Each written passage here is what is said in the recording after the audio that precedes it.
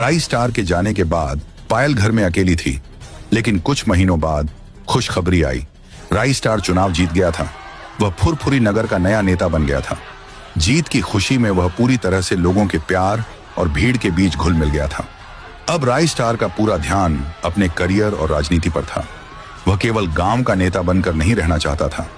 वह चाहता था कि वह सरपंच से भी कुछ आगे बढ़े और बड़ी कुर्सी पर बैठे। इस लक्ष्य को पाने के लिए वह लोगों की खूब मदद करने लगा।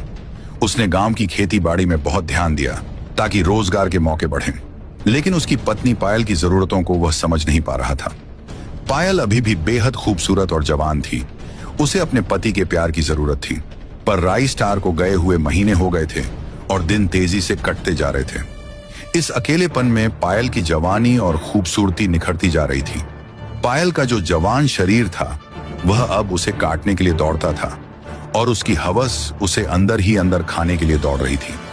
एक दिन एक भंगार खरीदने वाला लड़का, जिसका नाम रमेश था, जो पहली बार अपने ट्रक को लेकर पायल के घर के सामने आवाज लगाने लगा। सुनो सुनो रे भैया भाभियों, आपकी गली में रमेश भंगार वाला आ चुका है। जल्दी अपने घरों से भंगार, बाटली, टायर जो कुछ भी हो लेकर आइए, आपको अच्छे दाम मिलेंगे। रमेश की यह आवाज सुनकर पायल बाहर निकलकर देखने लगी। उसने देखा कि भंगार वाला लड़का, जो कि कबाड़ इकट्ठा करता था, वह बेहद हैंडसम और हट्टा कट्टा नौजवान था।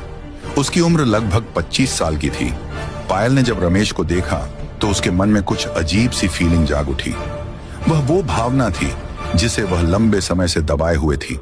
वह तुरंत रमेश के पास गई और थोड़ी शर्माते हुए बोली, मेरे घर में काफी सालों का भंगार रखा हुआ है, आप अंदर चलिए और देख लीजिए।